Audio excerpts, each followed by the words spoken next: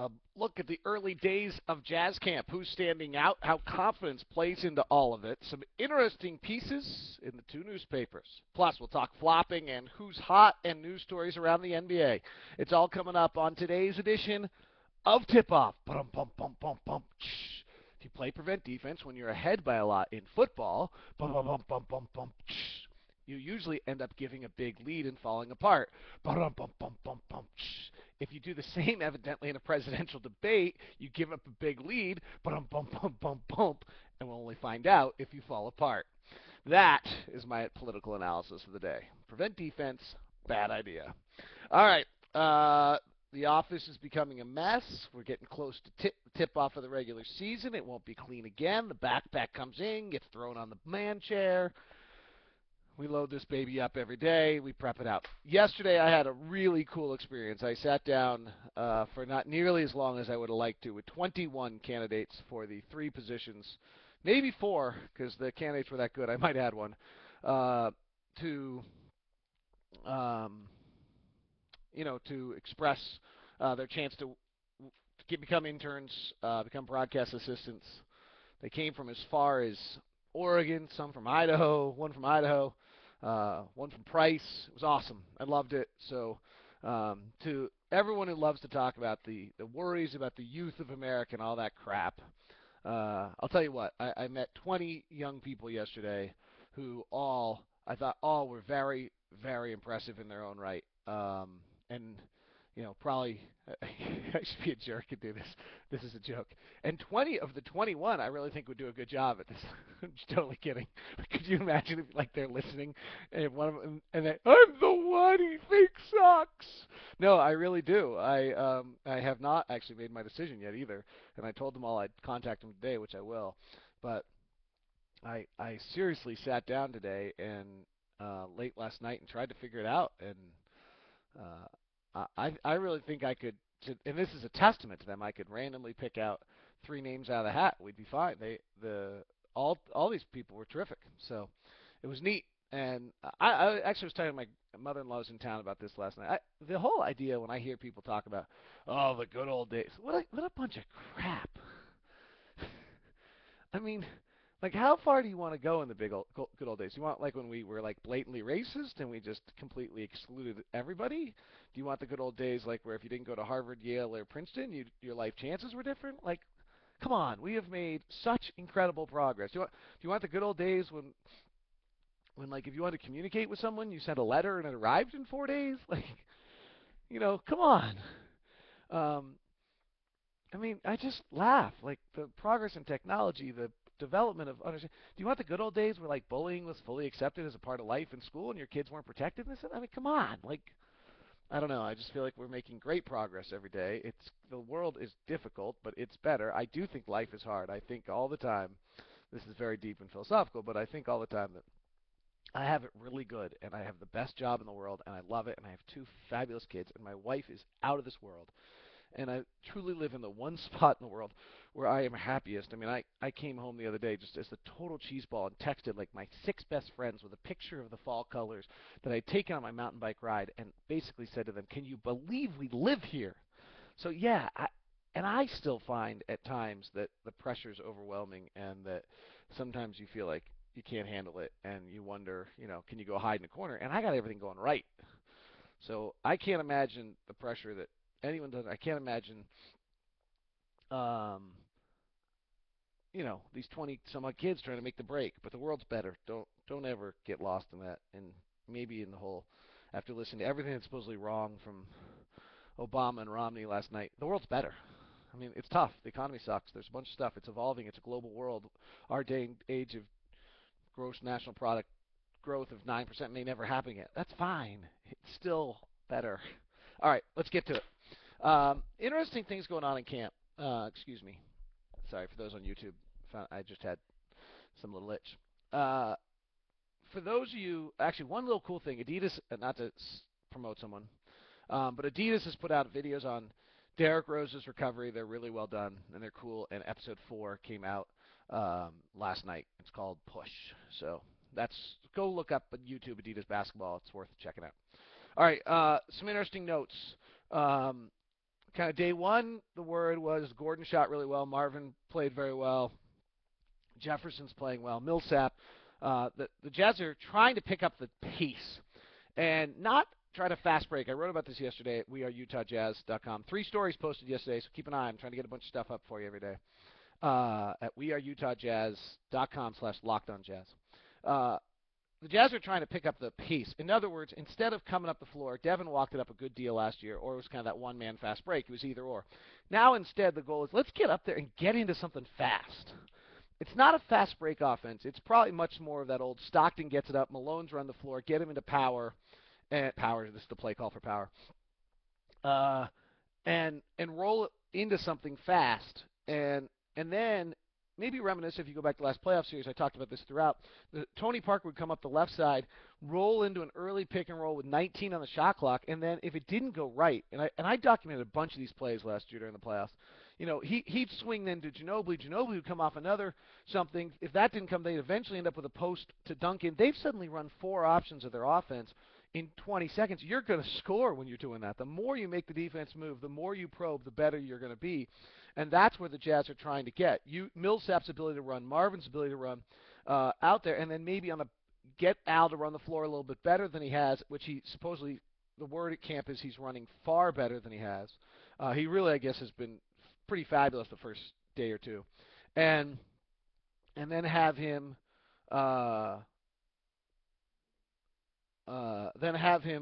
move into the post and things later. I paused, by the way, because I do have my Twitter up while I'm doing this, and I'm now totally interrupting myself, but I have to get this out there.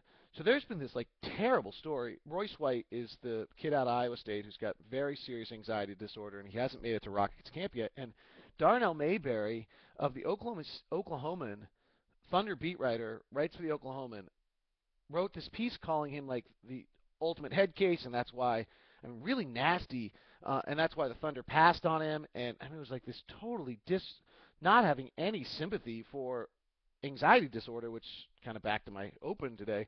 A lot of people are dealing with a real issue, and it just came up across my Twitter that he's written an apology. Thank goodness. It was really a callous, awful, awful, awful piece. All right, so anyway, the Jazz are trying to get into these things quicker, and there's a feeling Millsap could really thrive, and that obviously Favors. And what could be interesting is you get to, Favors is a far better pick and roll player. He's not a great post-up player. Millsap kind of can do a little of each, but maybe you can get Favors into some early pick and rolls. If that develops, you go there. If not, then we run Jefferson in the post, and you're using the best parts of all of your offense. So we'll keep an eye on that scrimmage on Saturday. Doors open at 3:15. I know it's conference weekend, but see if you can make it out for a 4 o'clock scrimmage at Energy Solutions. I don't know what we're doing on 1280 The Zone or 97.5 yet. We may be broadcasting it live. If we're not broadcasting it live, I will try to broadcast it live and then put it up as a podcast or something. I don't know if anyone cares about that. That might be the stupidest idea ever. I just thought of that right there. So we'll see. But I haven't heard word yet what we're doing. But maybe we'll be at 12. It'll be on 1280 The Zone, 97.5. Remember, that's your home of the Jazz this year, 97.5 and 1280 The Zone. 1280's night signal is not great. So keep an eye. You'll probably want to remember that 97.5 most of the time. All right. The other interesting thing that's going on, Millsap and Jefferson have been great early in camp, came ready, really fabulous. There's the reverse Favors effect. These guys can look at it and see how good Favors is and realize what's coming and realize he's demanding minutes and that they better be ready also. Like we've talked about so much as Derek's going to be ready this year. This is Derek's turn. I think Derek's competition for minutes just got tougher. Because I think these guys came in more ready than they have been before. Free agents, they don't want to get put on the bench. They've got a free agent year to deal with, so that's a motivator. Though, by the way, the whole idea that players play in a contract year better than they play regularly is just not true. You can find cases for that to be true, but it is not universal in any way, shape, or form. So we'll keep an eye on that. I mean, I think there's something going on there. I'm going to talk to Ty a little bit about that today if I actually get there with the I-80 closures. But we will That's it. The other one I'm hearing is Kanter. The whole confidence we're seeing in Kanter's personality, both good and bad, has now kind of shown on the floor that the mid-range jumper that we told everyone existed a year ago, he's suddenly showing a little bit and hitting them and playing very well. The other word is that kind of the forgotten man, Jamal Tinsley, with Earl out, has prospered a little bit and has come in to try to establish himself as that backup point guard and has played pretty well so far along the way. You know, it's crazy. Bill Oram, the new beat writer for the Salt Lake Tribune, wrote a huge piece yesterday about who's going to be the captain. Oh, no, actually, that wasn't what the piece was about because that's irrelevant. The piece was relevant. It was about the not. I'm just joking. That was unfair. But I had to get one more in. It was about the fact they have 9 players in this roster who, at some point in time, average 30 minutes a year. I mean, it's just crazy the depth. Yesterday, somebody asked Tyrone Corbin about, well, is that your tightest position, talking about the wings, and Ty was like, no, I think my bigs are the tightest position. It's going to be tough on Ty, and you know, if there's probably an area where Tyrone has to develop as a head coach, it's making the tough call, and that's just the biggest step that you have to make when you take that seat over. I mean, I think he did it well with Roger. Roger stepped out of line last year clearly and has pretty much been banished. CJ was upset and kind of lost his spot in the rotation. And but some of those tough calls, they're going to have to be made. There's going to be minute grumbling on this roster by the players. There just can't be anything else. There's too many good players who have played too many minutes at some point in time in their career. Watson, Tinsley, all these guys, even those guys who we haven't even talked about, at some point in their careers played 30 minutes, pretty close to 30 minutes a night. Plus you have Favors and Kanter that are both emerging and ready for those minutes, and Burks as well. So it's just a nutty situation with the depth. It's going to be really fun on Twitter and SLC Dunk and Salt City Hoops and for all in 1280 The Zone and 97.5 because you guys are going to be able to pretty much every night be able to complain about the rotation.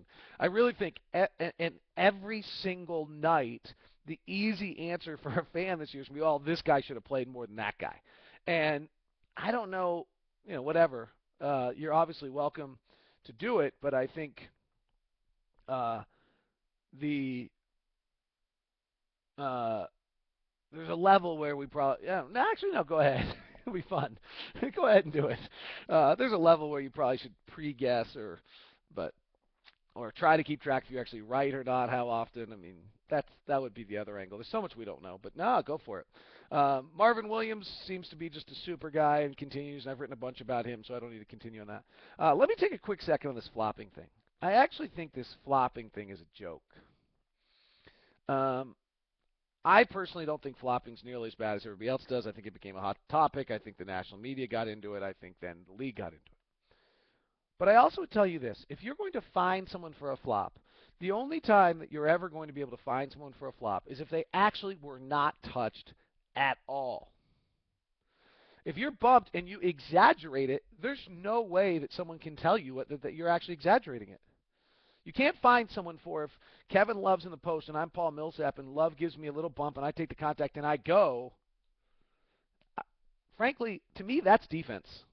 And what I mean by that is the only way you're going to be able to go and get that call is if you're in the right position, if you've moved your feet to the right spot, and if you're there to anticipate the move and take the contact.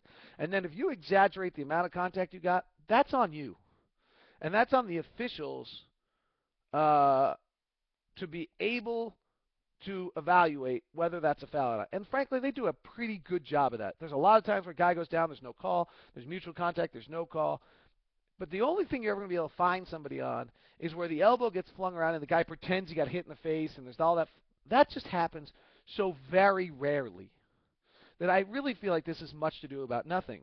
And the secondary piece that I really think is important, if you think about Manu Ginobili, who I think is universally thought as the biggest flopper, fine, but if he's the biggest flopper, he has to have his feet in position, anticipate the play, and slide his feet to the spot where the ball is going to be for him to be in position to even flop. Half the guys in this league can't even get in position to flop correctly. 3/4 of the guys, 85, 90% of the guys. So I think it's somewhat of a total much to do about nothing. Because the amount of guys are going to flop, they're going to be able to be fined. You're only going to be able to be fined if you just didn't take any contact at all, and that's not true. All right, some other news around the NBA. Brandon Rush seems to have taken the early starting spot with the Warriors at the small forward between him, Harrison Barnes, and they have a third small forward that's battling for that spot whose name I'm forgetting right now. Oh, Richard Jefferson. Royce White, the kid who I mentioned earlier, anxiety disorder, is trying to figure it out. Says he's fine. One of the things he's trying to figure out is if he can take a bus to games because he's just terrified of flying. And the other thing that really is the most difficult thing for him, I think, which is very interesting here, is that he needs consistency. And there's no consistency. I mean, I joke that on Sunday I will get on my first plane flight and I will not sleep a regular night again until April, hopefully May. And that's just the reality of the life. But if you have anxiety disorder and you're trying to figure out how to do it, that's that's tough. And I don't know how they're going to do that, but I wish them luck. Some interesting stuff out of Lakers camp where the Lakers were they're comparing this team to the Malone and uh, Peyton additions, and they're talking very much. And I thought it was an interesting piece. Kevin Ding wrote at Orange County Register.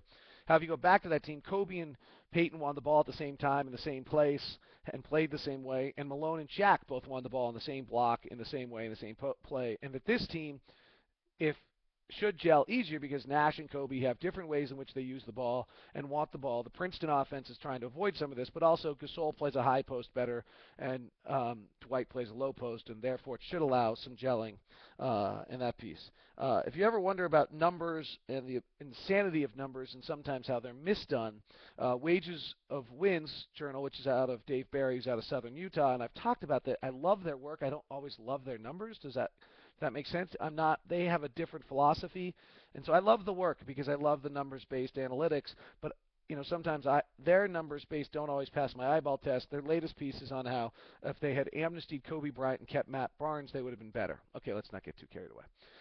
Kings are heading to Colorado Springs to do training camp there, try to get some team bonding on a team that didn't get along last year. And two players that have jumped out early in camp. Mavericks Dominique Jones, who's a former first-round draft pick, got little. They believe he can play point guard for them, so keep an eye on that. And then Slava Kravtsov, Kravtsov, Slava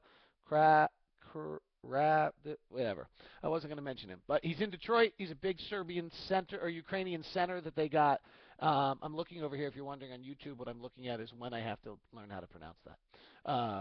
We play Detroit in Detroit on January 12th. All right, so I have 2 months till I have to learn how to pronounce that guy's name. It's all right. So anyway, he's supposedly stepping out. So there's a little rundown for you. Utah USC tonight. The big thing, obviously, on that one, USC. Holmes plays at center. They're a far better team. But if you listen to two guys on the 12, USC's really not that good a running team. They've broken big runs, but the Utes should be able to take away the running game. And keep an eye on third and shorts. USC has been terrible this year running on third and short. And if you can take that away and then isolate Woods and Lee, to some extent, maybe you have a chance to keep this game slow, force Barkley into some mistakes. It should be windy. It should be cold. Hopefully that will help out a little bit. So there's the report for the day. I hope you are all well.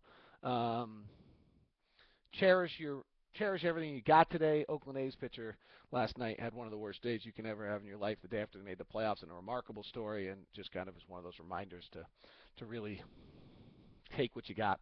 Enjoy it. Very philosophical tip-off today. Also, obviously, the Triple Crown story. We don't talk baseball, but that is one of the more amazing stories. I think it's just incredible because to win the Triple Crown's amazing. So many people are doing this that in the day and age of relief pitchers, and it doesn't matter. Everybody in the league's playing under the same situation. So to win the Triple Crown's just as equally as remarkable as it was by Yastrzemski or Ted Williams along the way, and to do that. All right, talk to you guys soon. Utes USC tonight. Should be a good one. Hopefully the Utes can make a step forward and not get blown out. There's some real discussions. I guess I'll add this on. Let's realize Utah's 2-3 at home at Rice-Eccles Stadium. They've lost two of those in blowouts and the other one to Colorado. They really need to have a good showing because some of that home field advantage we believe in about Rice-Eccles, I think might be dispelled the other way. All right, thanks. Talk to you guys later.